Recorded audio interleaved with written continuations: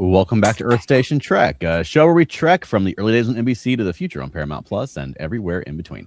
I'm Charles Kelso, and it's my privilege to introduce the Earth Station Trek crew: Keith Johnson. Or am I a figment of Keith Johnson? Alan Seiler. You tried to transport her into herself. That's new. And Veronica Dashel. Hi. Hi. And we've got a bunch of news that came out of San Diego Comic-Con. Not huge news, but a lot of little tidbits here and there. But before we got into that, I wanted to mention that, I mentioned before that the EMH and the USS Athena was on Waze. And you could have the EMH navigate you on Waze and watch the Athena. Well, I've been using it a lot at work. And just yesterday, the EMH informed me that he will be going away soon. So, oh, no. Not yet got the EMH experience on Waze. Check it out. It's delightful. Oh, I'm so sad that that's ending. Yeah, me too. So, Alan, we got some news out of San Diego Comic-Con.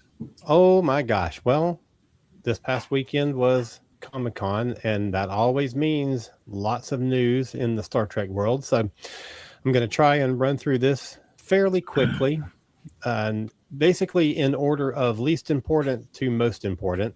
Starting at the beginning with least important, I hate to say that, but Star Trek Scouts is getting a season 2, and it will have 30 episodes, which is up from season 1, which had 20 episodes. Okay. Now, at least they're 3 minutes long, so that's not a lot of screen time, but still. But at least a Star Trek series got renewed. Thank you.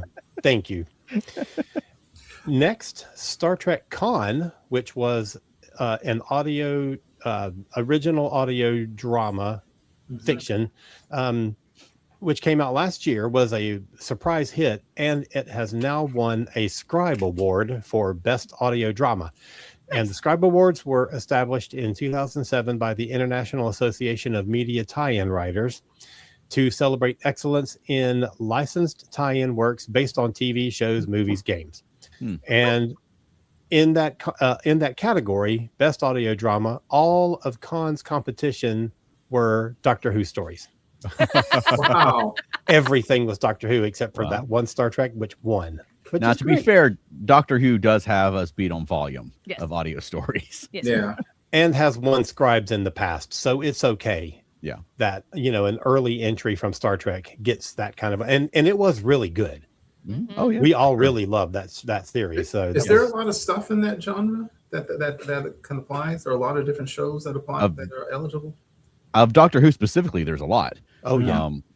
But audio drama generally just isn't a huge format. Right. It's bigger in the UK than it is here. Yeah. There's more of it now, I think, because streaming is so accessible. But no, it's there's been like the occasional Marvel one or DC one, I think. Okay. And there have been more now that podcasts have become so big. There are original fiction serialized podcasts. So yeah. All right. So the next one, Jonathan Goldstein, and John Francis Daly, the guys behind the Dungeons and Dragons Honor Among Thieves movie, are progressing on the Star Trek film that they hope to make that was announced back in November. And they say that the script is currently in the works. They talked about how their Star Trek movie being set a bit further in the future than previous entries and with new characters. And they confirmed that their movie would feature, like I said, new characters.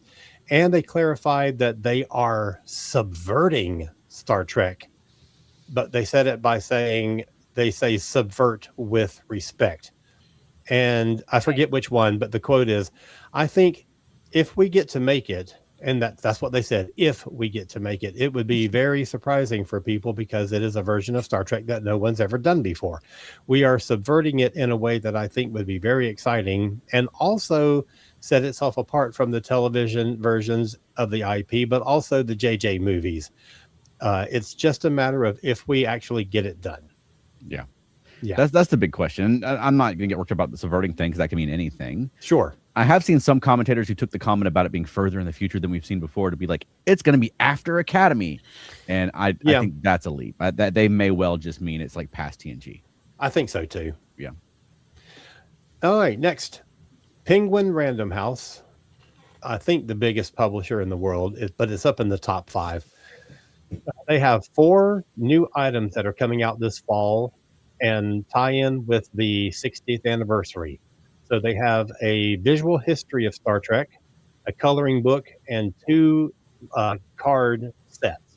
So we have Star Trek: The Original Voyages visual history, which promises hundreds of rarely seen images of the show's impact on pop culture, and it includes a foreword by William Shakespeare.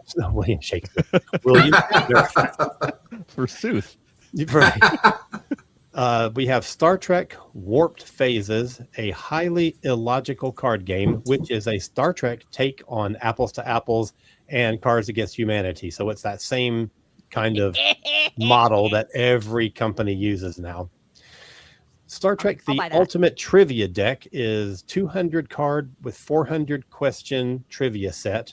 And then we have a coloring book, which features 40 scenes from every era of the franchise on bleed-resistant perforated paper so that you can display your hard work. Okay. Sweet.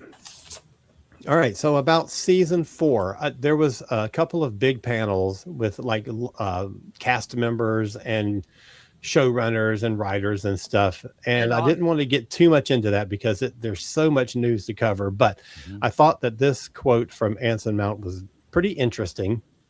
And he says, "I knew very few things about Pike when the show started, but I had my conversation with Henry and Akiva. I said that if Kirk represented the machismo and Picard represented the intellect, I want Pike to represent the heart. I tried to infuse that throughout the 4 seasons, and I'm very proud of this show, primarily because it's an ensemble show. I feel that I am not the lead of this show." And we all feel that way. I agree. I feel like the lead of our show is the Enterprise, and we have striven to make that the case. I mean, from the opening credits, you see we're not in the opening credits; it's the ship that is. Yeah, go ahead, Keith. I'm sorry. I understand his sentiment. I don't agree with it. I don't feel like this show makes the Enterprise a thing, like it's an entity. I understand why he feels that way. I don't agree with that. No, you get a lot of scenes in the original series where it was like they're clinging to the ship. The ship can make it. Right. You know, she's a beautiful woman and that kind of stuff. I think the original series put a lot more emphasis on that than Strange New Worlds has. Yeah. And I don't know if I agree that Kirk is the machismo of Star Trek either, but I agree. I won't go down that rabbit hole just yet. Let's save that for a topic, maybe. I agree with you, Charles. I don't know if y'all noticed, but in the opening credits this year, Anson is listed as one of the executive producers. Okay. Yeah. Yeah, I noticed that. All right. Next, MeTV and HNI, which is Heroes and Icons, gave us the first look at their special programming lineup for September to celebrate the 60th anniversary. The month-long celebration across MTV and HNI and MeTV Toons, TOONS, includes a very special appearance by William Shatner on MeTV's weekday morning series, Tune In With Me. The channels will also feature themed Star Trek programming on MeTV, a complete marathon of the original series on HNI, and a Star Trek The Animated Series marathon on MeTV Toons. Sweet. And they're all going to be grouped into weekly themes. Okay. So that's neat that they're adding the animated series to their lineup. Yeah, for sure. I think so. All right, moving on. Karim Diane made the announcement that Jaden and his fellow cadets on Academy will be joined by someone new in Academy's 2nd season. Joining the Academy for the new season is Keats, a young alien the cadets meet on an away mission, played by a British actor whose name I cannot pronounce because I think it's Welsh, and I don't know how to make Welsh words make sense. But his last name is Aldington. I can say that one. Okay. And this character, Keats, possesses a mysterious backstory. Ooh. When the cadets make the risky decision to bring him back to Starfleet Academy, they realize he's a wanted man, and his life is in danger. Another one? Another one, yeah, exactly. It'd be a bigger twist of like, he comes from a well-adjusted household and he's happy to be here. Right. Exactly. And then finally, we have the news that came out this past week that Deidre Hall, who is a legend in the soap opera world, is coming on to Strange New Worlds to play a new character who is a therapist. Now, you would think, and we're going to get into this in a minute, you would think that would be in response to tonight's episode. Okay. It is not. She is in episode 7, which comes out September 3rd, and is an entire episode that is a soap opera theme, and even pays tribute to Days of Our Life, the show that Deidre Hall was on, their iconic opening sequence. And of course, the title of it is like chronotons through an hourglass. Joy. So yet another themed episode. Oh, well, great. Yeah. They could have done Electra Woman and Dinah Girl, so I guess it could be worse. I mean, I would. So what we know so far now is that we have dinosaurs. We have the 4th episode, the one about chiaroscuro, is a black and white film noir murder mystery kind of thing. We now know that we have a soap opera. We know we're getting puppets. We know we're getting dragons. So is any episode in this season not a gimmick episode? No. Not so far. There you go. There's been speculation all over that she's playing Dr. Daner from Where No Man Has Gone Before. Yes. Like, she is literally 50 years older than that character would be. Yeah. And no offense to her, but it just would make zero sense. Right. Agreed. Yeah, but I will say she may be that old, but she don't look it. No, and she does bear a resemblance. And if it was her mother or grandmother, I'd be on board, Sure, absolutely. And that is the news from San Diego Comic-Con. Awesome. Well, Keith, did you have any This Week in Trek this week? Yeah, a couple of quick things that are historical. So I'm going to run through this real quick. Okay. Talk about classic. On the 26th of July, 1991, filming wrapped on the TNG episode that I've read them say nobody knew was going to take off like it did, and that was Darmok. No, I like that one. Oh, well, there you go. Yeah, I mean, what a great episode. Paul Winfield did a great job. It's just one of the best. I mean, when I started my job, I used to work at ADP, and the director didn't know anything about it. One day he came out and he said something like, Keith and so-and-so at Tanagra. And of course, everybody in the room was like, what the hell is he talking about? And of course, I was like, oh, cool. I get it. Such a famous thing. Too. Yeah. I'd say in science fiction, probably the best example of speaking strangely to us outside of Yoda.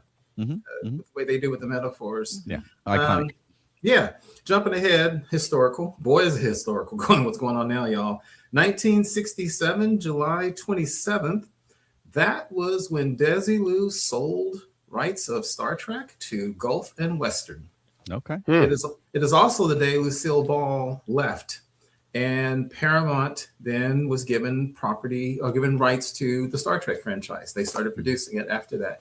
I didn't know that Lucille Ball left that same day, but of course it makes sense because Desilu was sold, and that was part of the deal. Yeah. She left. Yeah. It's really fascinating. Yeah. And then this is fascinating. A couple of years before that, the 28th of July, 1965 was the final day of Where No Man Has Gone Before, which of course had William Shatner as Captain Kirk. But what's interesting is Lucille Ball organized a big wrap-up party for everybody, and a way to kind of welcome William Shatner. And also, as again, legendarily, this was the second pilot, which almost never happens. I've read different things. I don't know if Lucille Ball, I've heard some people say Lucille Ball didn't really even know what Star Trek was, that she didn't know that it was this important science fiction thing. I've read stories that said because it had prominent women initially, she just knew that, and she wanted the show to stay on there. I don't know what she knew, but I know she was instrumental in keeping it on. Yeah. Well, from Inside Star Trek, their account was that she had no idea what the show was, and they actually worked on the show. Right. And then sometime around 2015, somebody found out what Desilu was, and then it sort of progressed on the internet to the point that Lucille Ball found Gene Roddenberry in a basket floating in the river. You can't even fight it anymore. Right. And the last one, the 1st of August, 1967, the final draft was delivered for The Trouble with Tribbles. Oh. And as they say, enough said. Yeah, totally. Yeah, that's this in track history. Now let's get into the craziness. Yeah, well, let's grab some comments first, and then we'll get into the Griffin incident. Yeah, people are already chatty. Mm-hmm. Let's see. Bill says, I really wish Big Finish, who is the company that does all the Doctor Who original audio dramas, I really wish Big Finish would come out with a subscription plan around $5 a month for listening to one of their episodes at a time. I simply can't afford to pay their current price. I feel ya. Matt Sweatman says that description of that movie that we're talking about doesn't give me much hope this movie is getting made. Agreed. Yep. Regardless of the description, I'm not going to have much hope until they start making the movie. Yeah. Same here. Michael Scott says, hello, everyone. Hope you're having a good week. So. Yeah, not bad. Hey, Michael. Matt says, I want my Trek captains to have at least a little bit of ego. Okay. Yeah, but machismo, interesting term. But yeah, like you said, Charles, we can get into that one day. Yeah. Wayne tells us that he got caught up in a little bit of a meatloaf experiment. Okay. And Bill tells me that the joke advice that he heard decades ago is that if you're not familiar with Welsh, then the names are all pronounced Jones. That works for me. Yeah. Maybe don't try it in Wales. Yeah. Matt says, yeah, exactly. That Gene in a basket story sounds like some AI image one might find. Oh, I'm sure somebody can make it. Yeah, I'm sure it'll turn up. All right, that catches us up. Wayne said something about early Halloween. Now, I didn't think about that. This episode would have been a great show for Halloween broadcast. Yeah, totally. It's basically halfway to Halloween. Yeah. So, spoiler alert for the Griffin incident. But yeah, I mean, we took a turn this week. What did you guys think of this episode? Meh. Wow, you don't like horror, though. No, I don't. Yeah. Oh, you don't? No. Oh, I thought it was a good, solid episode. It reminds me of, I think it was Branyan Braga, who used to run the franchise on Rick Berman, who loved the horror episodes. Almost every scary horror episode you saw back then, that was Branyan Braga. From Impulse and Enterprise to, oh gosh, remember the one Night Visions or something, the TNG where the people couldn't sleep or whatever it was? Yeah. It put me in mind of that. I thought it was a good, solid episode. It held my attention, and even though I will be straight up honest, my notes said, "Oh God, the many loves of Mr. Spock it's getting on my nerves," and Kirk and his brother get on my nerves. It held my attention. It was fun. Okay. All right. To that, I will say, both of those things had story reasons for being there. Yeah, you're right. I will say that after a while, I was like, "Well, okay, at least it was in his mind." That's okay. Yeah, exactly. And I will also say, in a little bit of, I haven't always been a big fan, but I really enjoyed Sam in this episode. Okay. I thought he was, I mean, I know it wasn't really Sam because he's on short leave with his family, but I thought it was a really good use of Sam this week. I'm sorry. I was just going to say, I mostly enjoyed it. Yeah. Right up until the end.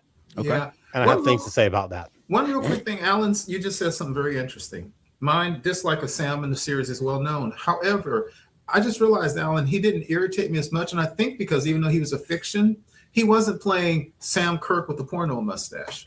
He was, he wasn't kind of the stereotype or the cliche they've made him as Kirk's brother, who was played by William Shatner, playing his own brother. I agree with you. The character actually felt more like real, just like his brother on the ship talking about his family, which I find ironic given the whole point of the episode.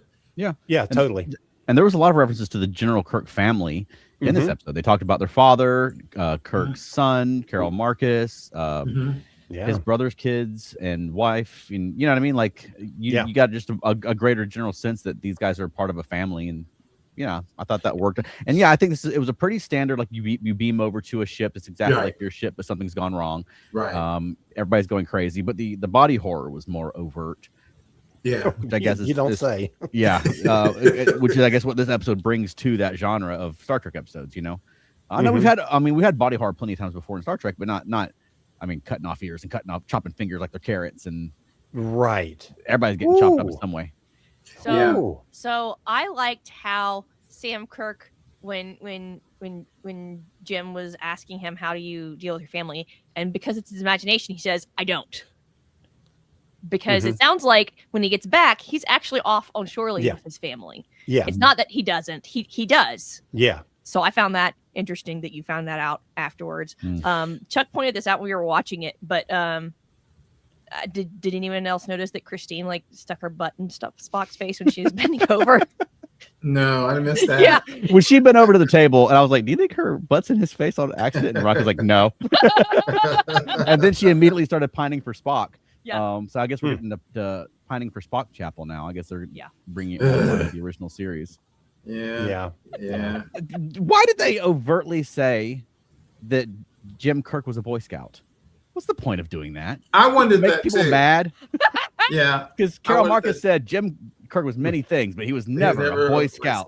I think that's exactly right. And exactly. And that's interesting because they did make such specific references to her and to David, and even to the way that David dies, which I thought was really interesting. But that was such a weird line.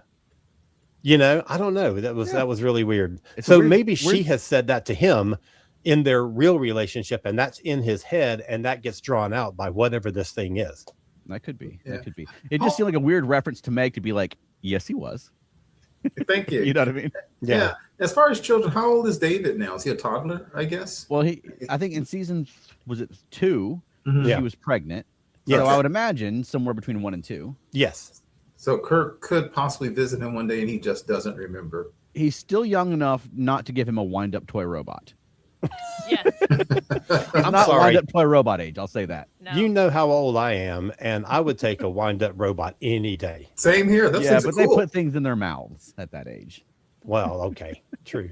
It's not saying. Oh, I thought you meant he wasn't yet too old to get a. No, I meant the I got baby is not old enough for a wind-up toy You know robot. what? You know, Charles, I can't comment on that because I came from the era where Dad's gun and cigarette light were hanging out when I was like 2 years old. So I can't say anything about child safety. But I could see Kirk being a guy who doesn't know that his son is not old enough for a wind-up toy robot. Yeah, He's That disconnected. too. Because he's That trying. too. Right. Yep. Did Sam have 2 children? Because we only saw one in the Operation Was it Annihilate. 2 or 3? I thought he had 3 sons, but I might be misremembering that. He Okay. had Peter, and then I thought there was 2 others that were referenced in. We only saw Peter in Operation Annihilate, but in What a Little Girl's Made Of, I think there was 3, but I might be misremembering. that. Yeah, so we never found out what happened to the other kids on that planet where those whatever those things were killed everybody. Right. Interesting. Yeah, I did notice the Boy Scout thing because I agree with you. It was completely a non sequitur, but the fact they put it in there meant something. I don't care about that. Yeah, I mean, it could just be that they disagree with the writer of Wrath of Khan's take on Kirk as a character. And I've liked the way they've written Kirk in this show. They lean more into him. You know, he's great at chess, and he's smart, and he's, you know what I mean. Like they don't go into all the tropes. They do go into some of the tropes. Yeah. So, few little comments. Matt says, "Goriest episode ever." When he posted that, I misread it as gorniest, and I was like, "Oh, we've had way Oh, gornier." no. episodes. I'm triggered. Elaine says that it was a cross between The Ring and The Substance. Okay. Haven't seen either one of those, but I know of them. And Don't. everybody online has been saying Event Horizon. That's where I thought. That's No, where I yeah. go. Yeah. Yeah. go with Yeah, I Event can see Horizon. that. Totally.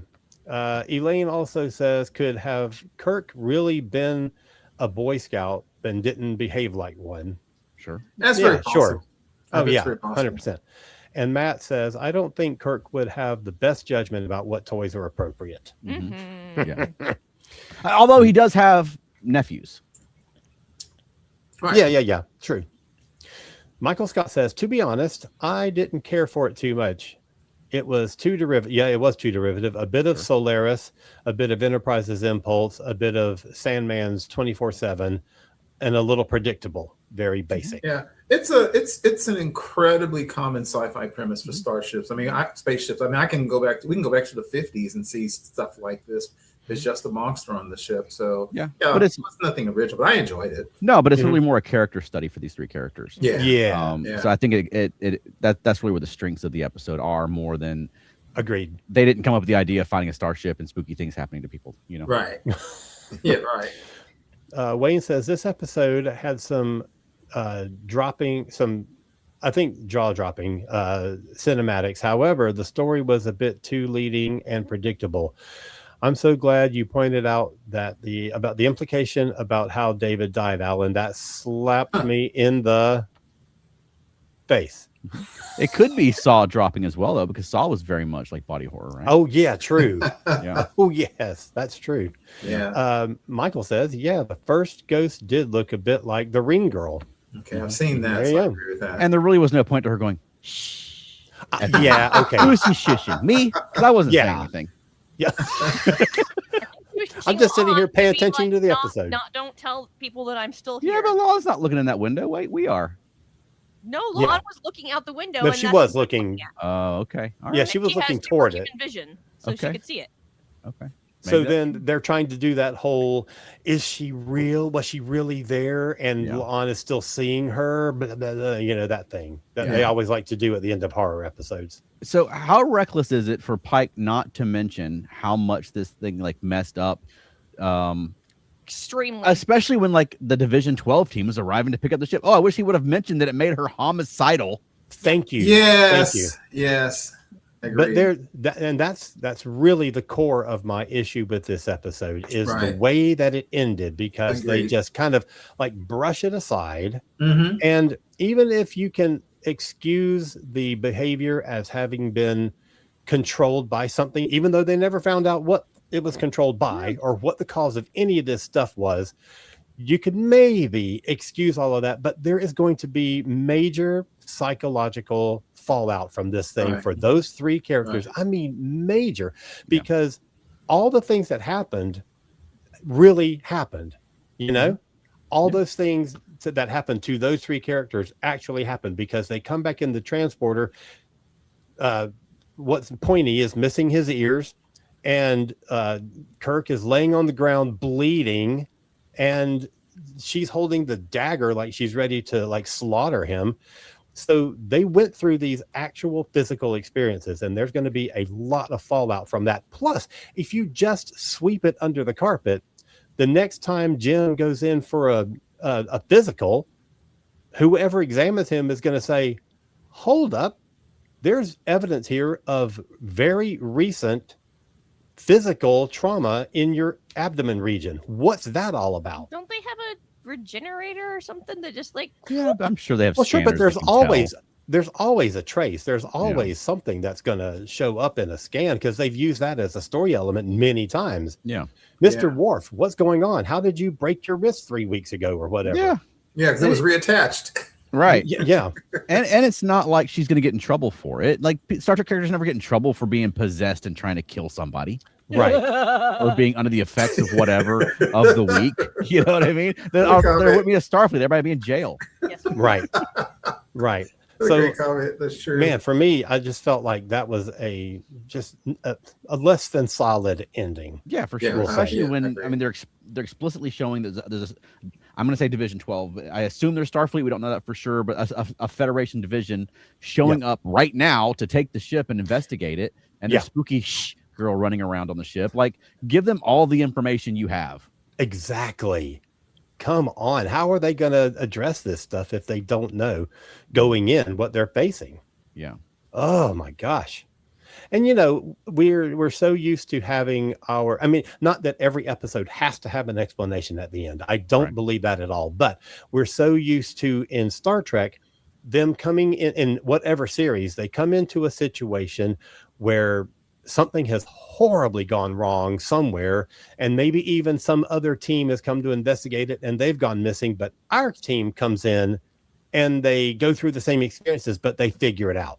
Right. And that did not happen here. Mm-hmm. And again, I don't think every story needs a resolution, but I feel like the fact that this didn't have a resolution and they just brushed it aside is two things that should not be combined.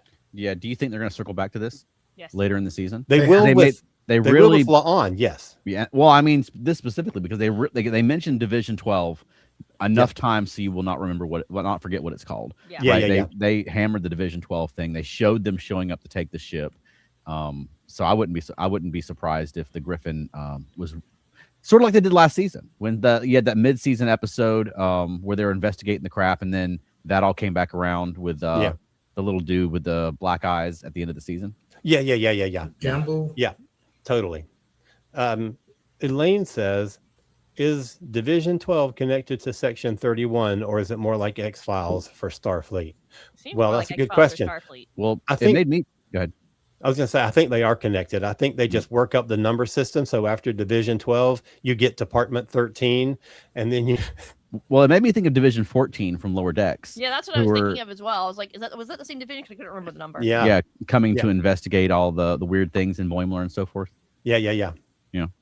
So they've just progressed up to 14 by the time we get to Right. Lower Decks. Well, Michael- maybe 14 is about things happening to Starfleet Yeah. members, whereas 12 is about ships. Well, okay. Well, I mean, Sure. things happen to the Starfleet members too, but maybe they don't know because Pike didn't put it in his log. Correct. Michael, I'd be interested when you say you didn't love it overall. I wonder if it's more like what Alan was saying, where we enjoyed most of it, but the resolution wasn't satisfying, or did you just not like the whole episode? So I agree with you. It held my attention and stuff. And then at the end, I was kind of like, wait, that's it? It held my attention, but I think that horror, like real horror, isn't something that Trek typically does particularly well. And I think, was it last season or the season before, that Gorn episode, that was the horror episode of that season, was much better than this. Yeah. This wasn't really scary to me. No. Yeah. Yeah, I didn't want Spock's ears to get cut off, that sort of thing. But it was, It was gross. Yeah. But at no point do I think that like Spock's going to die. No. Or Right. and Sam Kirk's going to die. You know. No. Yeah. I was briefly worried about Otegas. I was like, man, don't get rid of her yet. Yeah, but they're not going to do that in episode 2 of season 4. Right. You know. They will do that to La'an at the end of this season. Mhm. That would be a twist, though. I mean, they really could, like, if La'an had died, that would be a shocking twist in this episode, you know? Yeah. And speaking of Sam, sucked out the windshield by his butt. That's supposed to be a horror moment, but I just cracked up at it. That's the most ridiculous visual I've ever seen in Star Trek. All right. Matt says, how much was La'an under the spirit's influence, but how much was her inner augment coming out? No, I think it was her fear Yes. of her inner augment coming out. Mhm. And that's what was happening. It wasn't actually her inner augment coming out. Okay. Yeah, actually, That's not a thing. because the lady That's even good. referenced, like, you're not a Romulan, which goes back to that 4.5 Vulcans episode where she started turning into a Romulan for whatever reason. Right. And I think what's interesting in this that they didn't make a big enough deal about was that all the things that happened on that ship really happened, but not from, like, it wasn't T'Pau, whatever that chick's name is, T'Pel, whatever. It was him. He cut his own damn ears off with the pair of scissors because that's his like inner turmoil. That's his, I'm not good enough. It's not my human side that's pulling me down. It's my Vulcan side. Right. That's fascinating. Mhm. The psychology behind that is so interesting. And that could have been the crux of the episode, but no. Yeah, and it's interesting too that if that was his psychology, and then he counteracted that by leaning more into logic. So I'm wondering if we'll see more logical Spock in the coming episodes. Because of this episode. I'm wondering that myself, but Yeah. I find that to be the most interesting thing about this whole episode, that all three of those characters did those things to themselves. I mean, La'an obviously did her thing to Kirk. Mhm. I mean, she skewered that man. But that thing with Spock, the psychology behind that just fascinates me. That's interesting. All right, Elaine says maybe Division 12 does know all the details. They just weren't included in the official report. That's what he slid them like an unofficial report under the door. Right. All right. Wayne says, I was trying to figure out whether it was the place where a ship was or something on the ship itself that caused the events. Yeah, they're trying to figure that out too, and they never did. All good questions. Exactly. Matt says somebody is going to write up a guide to all these sections and divisions. I'm sure there is one. Right? There's probably already one about Division 12. Yeah, if nothing else, I'm sure you can go through Memory Alpha and read about it in order. Oh, yeah. Matt says, at least Spock wasn't turned into a peptide cake. Right? With peppermint frosting. Don't forget Right. the important part. Michael says, I think I just felt like it was too obvious what was happening. I knew the first rescue was fake, the confirmation was Kirk's brother dying. Exactly. Yeah, So I I can see felt that. like I knew what was going to happen. Mhm. Totally. And I was noticing all the similarities to other things without even an original twist. Okay. It makes Yeah. sense. I can see that.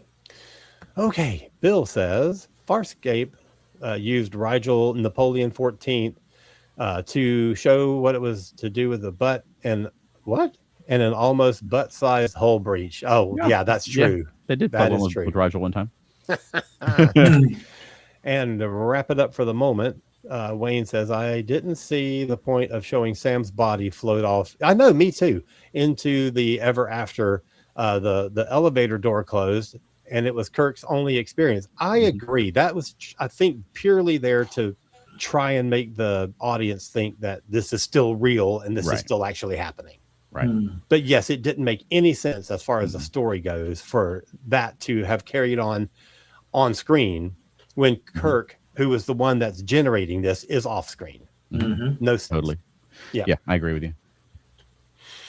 Oh boy. Yeah, what did you think about, and now this is not really the crux of the episode, but the way they talked about Kirk and Sam's father, because really what we were told back in Star Trek 2009 is like, oh, this is Kirk if he'd grown up without his father. And then now we have the Kirks talking about their father and like, yeah, he was never around. He would just bring me a tchotchke every now and then.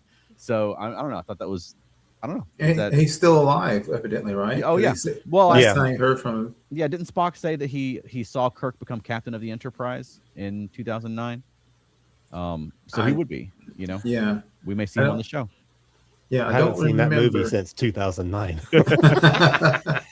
Yeah, and I don't remember what was even said in the original canon books or anything about when his father finally passed. He was in the books, but nothing in the show. Yeah, so I knew nothing about all that part of it. Matt is actually asking, do we know when Papa Kirk dies in Prime Universe? I do not know, Matt. No, we know it's after Kirk becomes captain of the Enterprise. Mm-hmm.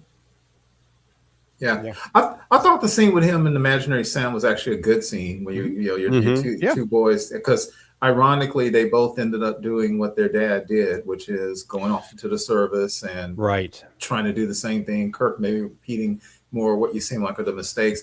And actually, in one way, like what's the Sam Figment said, which was, it's like what people sometimes say about marriage and stuff, which is, or parenthood, particularly, how do you get it right? You never get it right. You just keep working at it. Right. So kind of like when Sam made that point about, I don't balance it. I just do the best I can. And that's all you can do every day. Yeah, for sure. Well, what did you think about them leaving ambiguous as to whether Carol Marcus is going to answer his call? She's not. Because they just showed it ringing for a while and then sort of pulled away. Right. Not. Well, maybe. No. Well, maybe they have to have the talk where she says, stay away. Mm-hmm. Mm-hmm. Yeah, I mean, I would expect they're going to want to show her on screen at some point. Oh, I imagine they will. Yeah. I mean, they're bringing every other damn character back, so why not her too? Except Layla Kalomi for whatever reason. Yeah. Sorry. But to what you're saying, Veronica, we know it happens to have early because David has first off, he obviously has no knowledge that Kirk is his father, and he doesn't even recognize his face. So yeah, it's got to happen pretty doggone soon. Yeah, exactly. I bet that boy will never get that little wind-up robot. Nope. Yeah. Carol's going to cut that off at the pass. Yeah.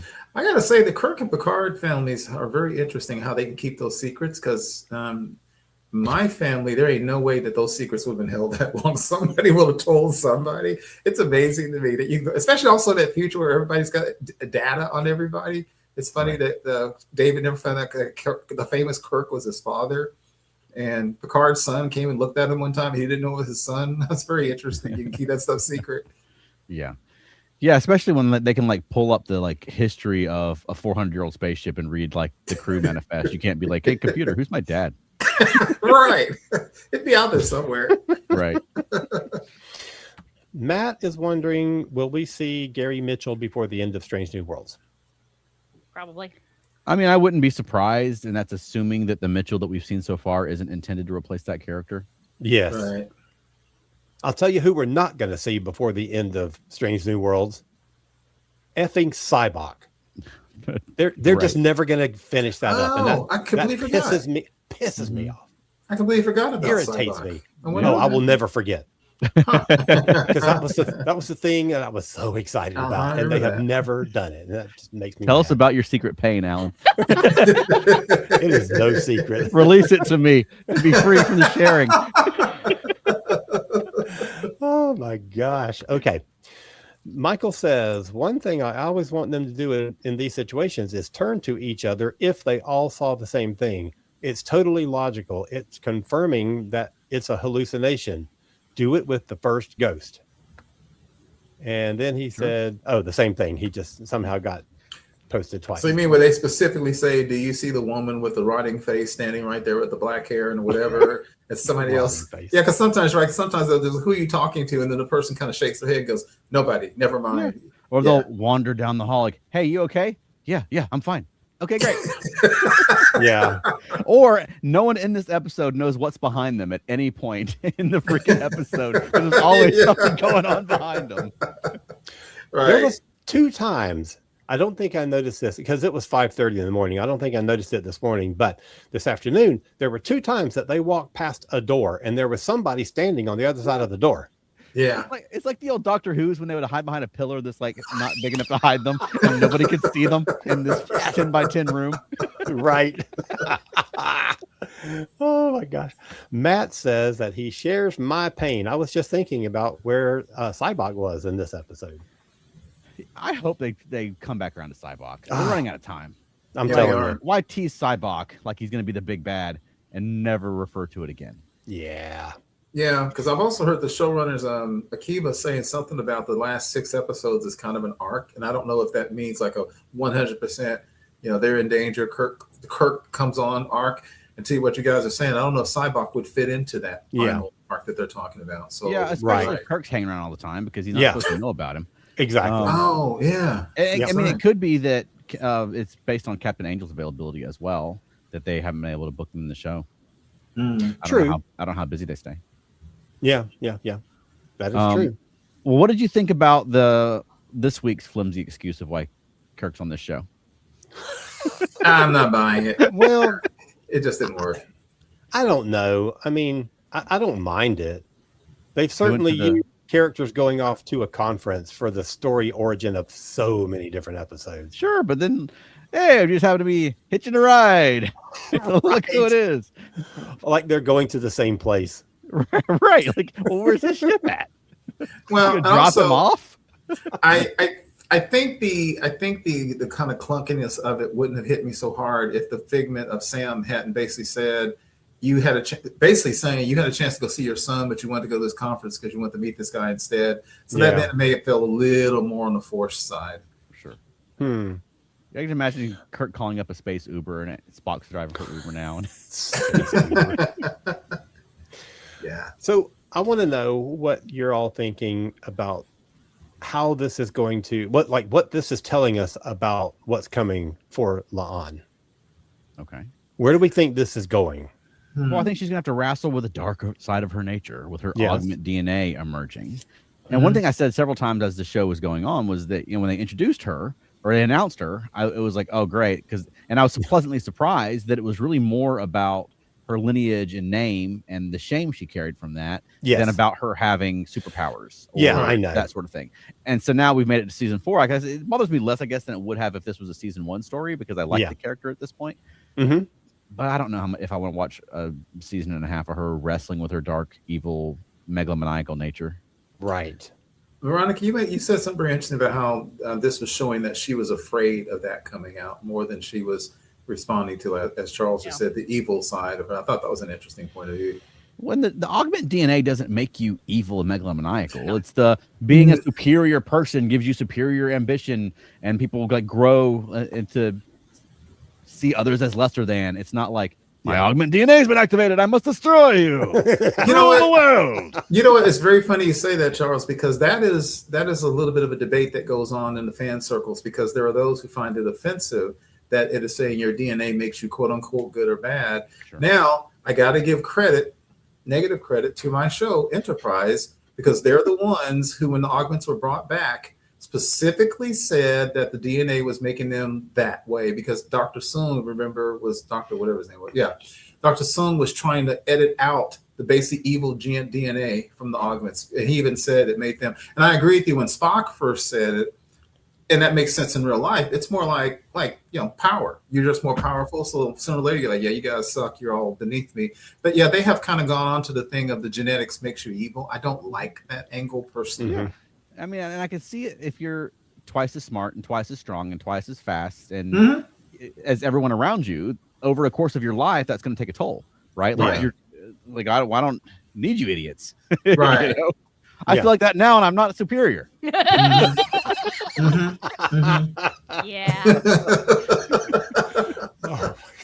Yeah, but they've taken that tact. I agree with you, and I think they've just decided on this Sense Enterprise. I don't agree with that tact either, but evidently they're going that route. Okay, yeah, I guess we'll see how it plays out because I mean, I don't see it going the route of like La'an thinks that she can run the galaxy better than the Federation can. You know what I mean, as you might expect for that type of a story, right? Or if it's going to be her just hulking out and trying to stab people, you know. Matt would like someone to ask Kirk if he spends more time on the Enterprise than he does on the Farragut. I like the way you phrase that though. Is it Farragut? Like, what ship is he supposed to be on? Right. And then he says, is La'an this show's Anakin Skywalker? I don't know. I like you guys are saying, I genuinely don't know where she's going. More and more of the fans are saying she's probably going to die. If nothing else, she's played by a much better actor than Anakin Skywalker was. Yeah. So in that respect, maybe it'll be better. Right. Yeah. Yeah, I don't know where they're going with this. Yeah, I don't know. I guess we'll see. Like, Julian Bashir didn't turn evil when we found out he was genetically enhanced. You know? But he did have moments where he thought that they were smarter and they knew what the Federation should do. Right? You can see that leading towards, like we're like his little augment buddies were like, we got to make a deal with the Dominion because we know better than the Federation does. You know, like I can see that leading you towards becoming a con and not just like, you know, right.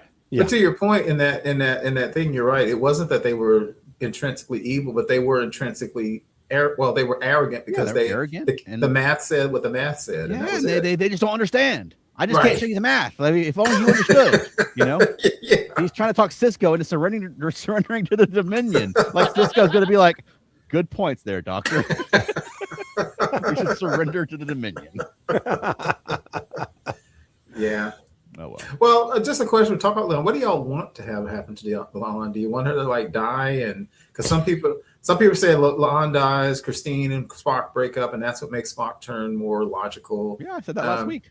Yeah, right. So do you want La'an to die? I don't necessarily want her to die, but I think that would make sense given the story they've given us thus far. If he dies or she dies, and Spock goes cold logic Spock, and Christine's trying to like, let me comfort you, Spock, and he's like, he doesn't let anybody in anymore. Yeah, and that leads to the Spock and Chapel of the original series, where he can't love someone like that because, you know what I mean? And you know, it wouldn't be my ideal backstory for Spock, but I think it would make sense given the story we've had up to this point. I think that would be a good pivot point. Right. Yeah. Michael Scott wonders which bridge crew member hasn't Spock had a relationship with. Dude, Let's no kidding. Pair him up with Pike and get the slash fiction settled up right away. Right. Like when Spock and Uhura were singing together on the original series, like Kirk should have been like, all right, Spock, calm it down, dude. Right. I know where this is going. Yeah. And Michael, that's why I say the many loves of Mr. Spock, like the many loves of Dobie Gillis, it's getting a little old for me personally. Yeah, I guess it's not a love triangle. Is it a love square now? Because there's in this episode there's T'Pring, there's La'an, there's Chapel, there's Spock. Yeah. That's right. He's the player of the galaxy. Right. Charles, you just said something very interesting though. It's not the backstory I would have chosen for Spock, but it is what it is. Like, I don't imagine a Spock casually kissing somebody on a mission saying, be careful. That's not the Spock I would have written, but that's the Spock they wrote. Yeah. You imagine somebody on the original series being like, oh, you should have known him 3 years ago. He was dating everybody on the ship. They're smooching him in the corridors. They had a dance off to save the ship one time.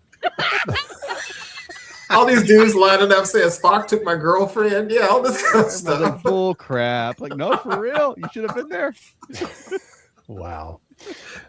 Matt, in response to Michael, says that McCoy is supposed to be coming eventually, Yeah. and I always thought that they were a closeted couple on the original series. Okay. Guess we'll see how that works out. Yep. Oh boy. That's a Yeah. lot of fanfics. A lot of fanfic. Right. Well, what do you think about, I guess, the Pining Chapel that it seems like we're going to be getting now, given the new chapel backstory? Meh. I think they painted her. We've talked about this before.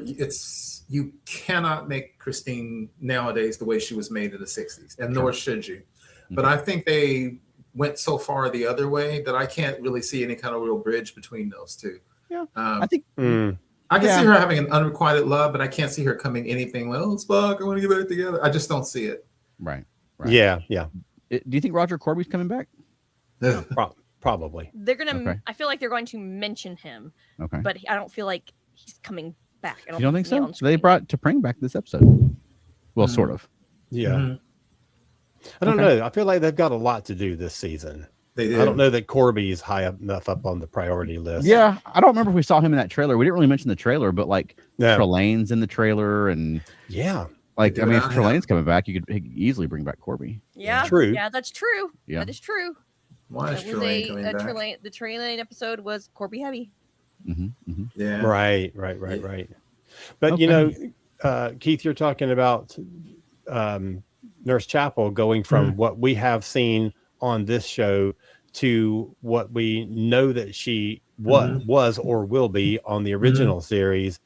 But they're clearly going to make that transition somehow, because they're very clearly doing that with Uhura, because in the trailer we see Uhura later in the season with that very traditional Nichelle Nichols look. Yeah. So I feel like they're moving these characters this season.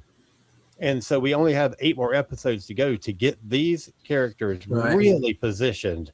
Well, up to, yes.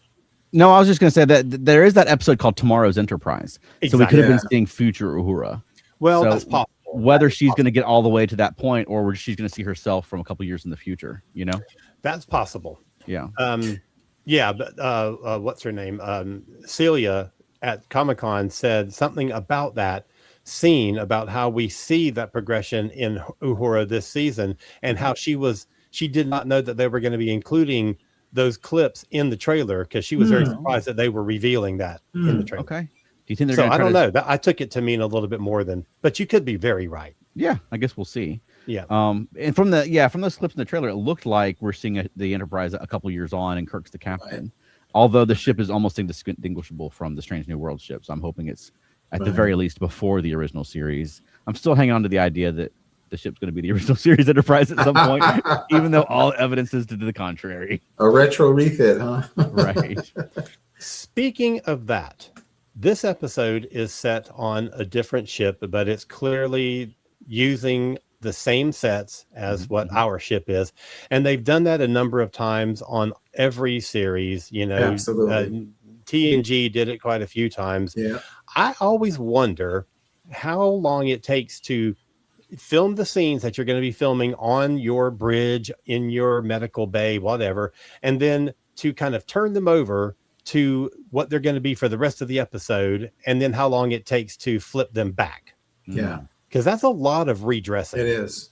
It's not just lighting. There's a lot of stuff that went into this one to make it look. And, you know, when they did that on DS9, when they would do those episodes where they're showing a flashback to Terok Nor. Yeah. I always find that really interesting. Set dressing always fascinates me. Me too. In the OS, they did little things like the captain's chair was slightly different in the Mirror Universe. It was a little higher. But on the Delta Flyers podcast, Robert Duncan McNeil, Alan, he talks about that a lot when episodes like that come. He talks about what the production crew has to do and how they have to specifically film and in what order to make that process much more efficient, like you said. So that's a lot of work.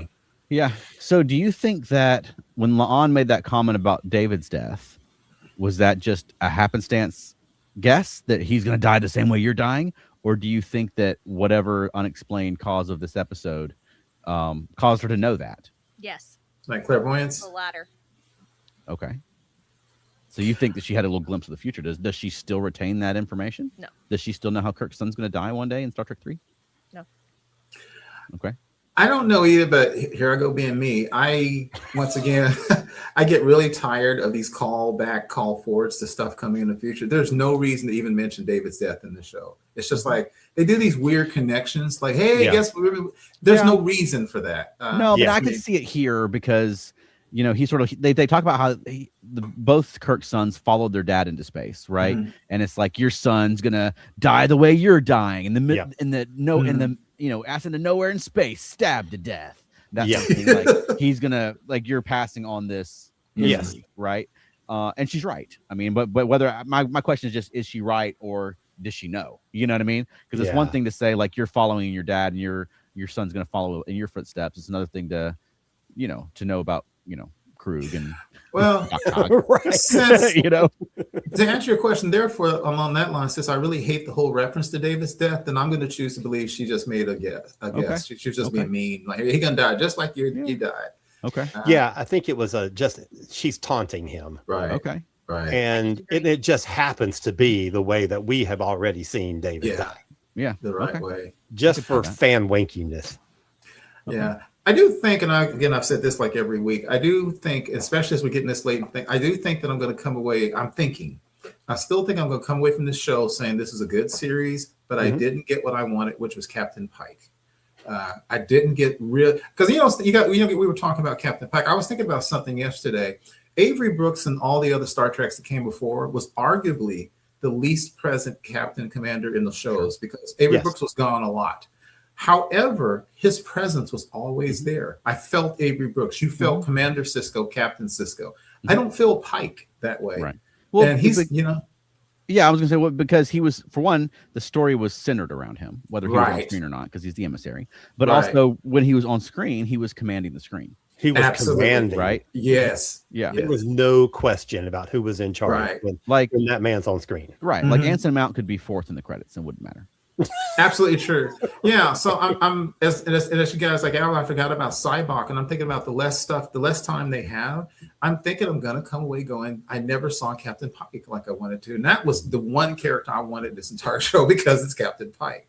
The one character I wanted was Dr. Boyce. Yeah. We're never gonna see him either. That would be cool.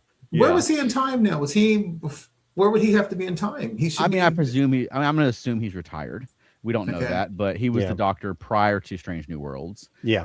Because that's when the case takes place. And I wouldn't even mind if he showed up and visited his old doctor friend who's retired, and it's Dr. Boyce, And then Piper has to come, right? He doesn't have to, but in the timeline. He should. Yeah, he should come. Right. He should come. Okay. Got it. Okay. I wouldn't hold your breath for Dr. Piper. I'm sorry. Go ahead, Alan. Yeah. Matt says, it feels like they're rather heavy-handedly trying to move Spock and Chapel into where they are on. Yeah, 100%. Agreed, Matt. Michael says he was married to McCoy and dated Kirk, so there's a little tryst going on. Matt says, I don't mind them saving money by reusing sets for other starships. It provides some visual continuity. I don't mind it. I'm just curious about the process. That's all. And it works much better here than any of the times they did it on like Discovery or Starfleet Academy, where they would use the Strange New World sets, right? Because here at least it's a contemporary ship. It's 9 years old, but it's of the same fleet of the same time period, and not like, oh, we found a starship and it happens to, we covered the interior with trash bags, so you can't tell that it's a 900-year-old ship. Right. Trash bags. And then to an earlier comment, Matt says, now Sisko had an ego. Yeah. He's the machismo of Star Trek. I would say Sisko had confidence, not an ego. I would say he didn't have an ego. He had confidence. No, I think he's just being right. Just joking. Jellicoe had an ego. Well, okay. Yeah. I guess it depends if you're looking at ego as a negative or not. But right. But it requires a certain amount for the captain to believe that absolutely he or she is right, and this is the correct course of action, right? Yeah. Yeah. And I do think that, and I hate to get on this again, but I do think that is something that's been missing from Pike. Oh, absolutely. Because he doesn't. I don't know. We're not going to get into that. He doesn't command the screen like we want it, and like we know Anson Mount could do. He doesn't command the ship like we want. Right. One real quick summary I thought I had. I thought it was very interesting. A couple of people didn't love last week's. I didn't. I liked last week's. I had some issues with it. And this week's, what I'm seeing, which is ironic, is there are 2 episodes back to back where they're writing what we would all call standard old time Star Trek, like, you know, perfectly acceptable science fiction. But they kind of seem to slightly miss the landing in both of those episodes. And I wonder if it's because they're trying to write more quote unquote Star Trek, and they're not really used to writing it like that. They've done much more stuff about love stories and all this stuff. And these 2 episodes, there's nothing wrong with them, but they kind of sort of missed the landing a little bit. And I'm wondering if they're just not used to writing that kind of Star Trek. I don't know. I mean, I think you could still look at these as gimmick episodes. You get the body horror episode and the dinosaur episode. 100%. But I mean, I don't think it's a negative in either of these, because you had gimmicks in old Star Trek as well. But no, I think that these episodes were fine. They weren't my favorite episodes, but I mean, they're like you said, sort of standard Star Treks of the week, and I think they told good stories, and they're examining the characters more than what you get in old Star Trek. So I would imagine we're going to see a lot more ramifications of this episode than we would have had if it happened to like O'Brien. I hope right, so. Right. Where next week he's just going to be back in the Jeffries tube, you know? Yeah. Well, that's a good point. I can't bring. Boy, they always did that. Right. So that's really what they bring to it, is that the more character-centered arcs of this show, I think this will have more gravity going forward than we might have expected, where it would never be mentioned again in the old Star Trek. Yeah. For a real quick question, Veronica, you like Cat's Paw, but you don't like horror. You didn't love this episode, right? No. Well, Cat's Paw is ghosts and goblins, not horror. Not horror. Yeah. Okay, I got you. No, that's slightly almost childishly spooky. Yeah, there's a giant cat and a skeleton. Yeah. Nobody in Cat's nobody in Cat's Paw sliced their fingers like a carrot. Well, that's true.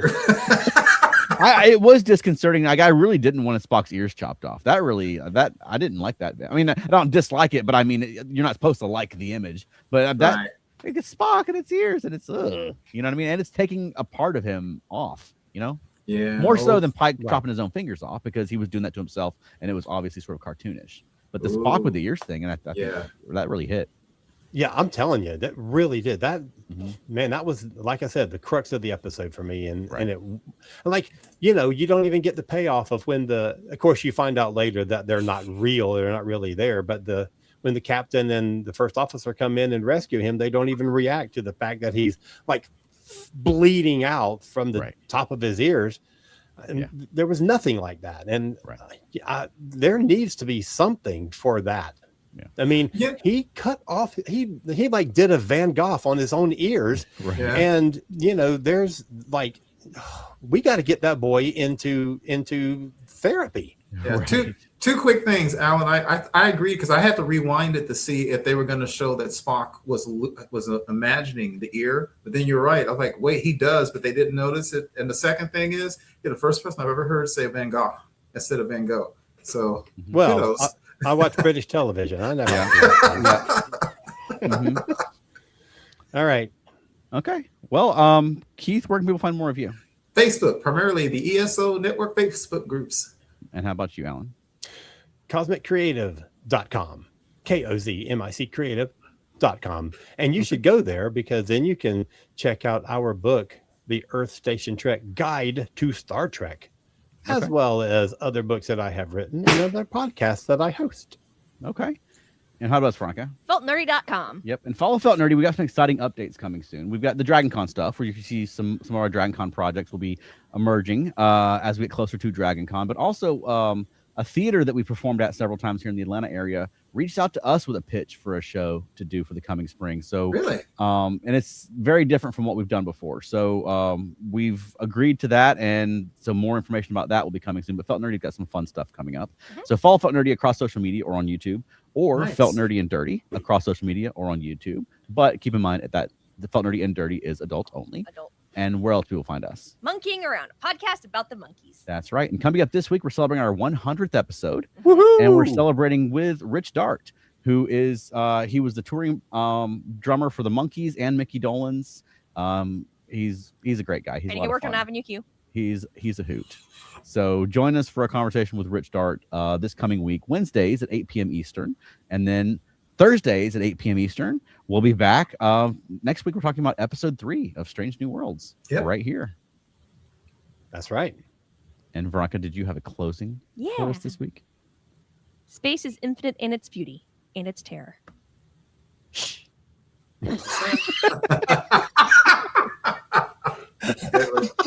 Thanks, everybody. All right. Bye, y'all.